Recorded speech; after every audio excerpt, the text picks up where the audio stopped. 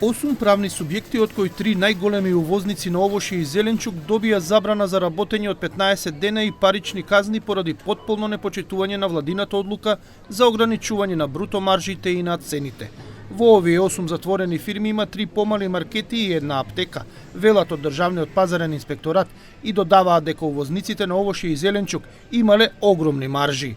Значи, буквално од влегување на одреден производ на граница, па до рафт, просек да речеме 70% брутопрофитната маржа.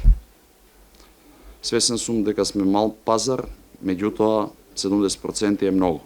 Но, при контролата на 365 трговци на мало и 64 трговци на големо, каде се опфатени околу 1000 мало и големо продажни објекти, како и трговци на големо и дистрибутери, утврдено е дека има непочитување на законите за трговија и за заштита на потрошувачите кај 36 правни субјекти, а за уште 30 се обработуваат предметите.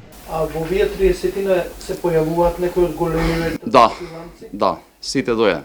Владината одлука опфаќа ограничување на бруто профитните маржи. Според одлуката, основни прехранбени производи како млеко, леб, брашно тип 400 и 500, јајца, масло за јадење, јогурт и кисело млеко имаат ограничена маржа од 5%.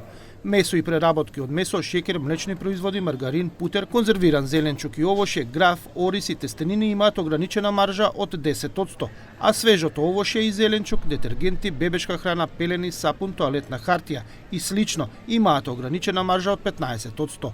Ова одлука важи за над 1000 производи и ќе трае до 30 април 2025 година. Целта е да се намалат цените на основните производи за околу 10%.